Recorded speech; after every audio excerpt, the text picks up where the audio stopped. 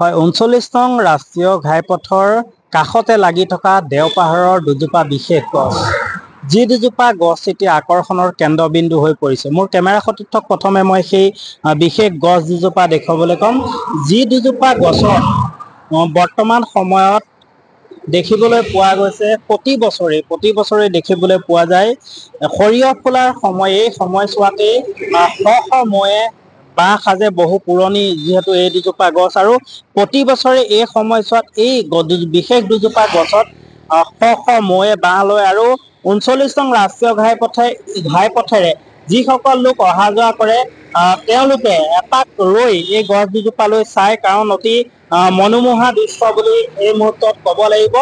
বাটৰুৱাই এবাৰ নোচোৱাকৈ আচলতে পাৰ হৈ নাযায় বুলি ক'ব লাগিব এই বিশেষ দুজোপা গছ যিহেতু প্ৰাকৃতিক সম্পদৰে চহকী এই দেওপাহাৰতে আছে এই বিশেষ দুজোপা গছ।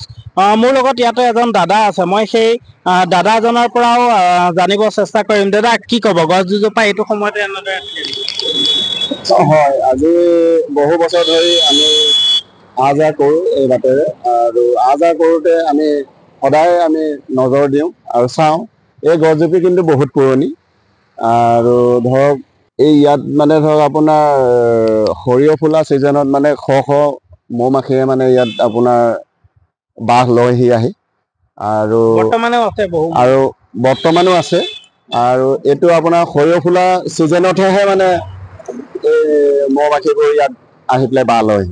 সকলো বাটৰুৱাই আচলতে এবাৰ ৰৈ চাই যায়। হয় হয় সকলো বাটৰুৱাই এবাৰ হ'লেও নজৰ দি চাই যায় আৰু খুব সুন্দৰ পৰিৱেশ কিন্তু হয় নিশ্চয়কৈ উজনি নামনি সংযোগী এই পথটোৰে যিসকল লোক অহা যোৱা কৰে তেওঁলোকৰ বাবে আচলতে আকৰ্ষণৰ কেন্দ্ৰবিন্দু হৈ পৰিছে এই বিশেষ দুজোপা গছ আৰু বৰ্তমান যিহেতু সৰিয়হ ফুলাৰ বতৰ আৰু সৰিয়হ ফুলাৰ বতৰত এই বছৰো আচলতে দেখিবলৈ পোৱা গৈছে আকৰ্ষণৰ কেন্দ্ৰবিন্দু হৈ পৰিছে দেওপাহাৰৰ এই বিশেষ দুজোপা গছ। আপুনি বিচৰা বাতৰি পাব কেৱল নিউজ 18 এপত। নিউজ 18 এপ ডাউনলোড কৰিবলৈ স্কেন কৰক এই QR কোড। গুগল প্লে ষ্টৰতো পাব এই নিউজ 18 এপ।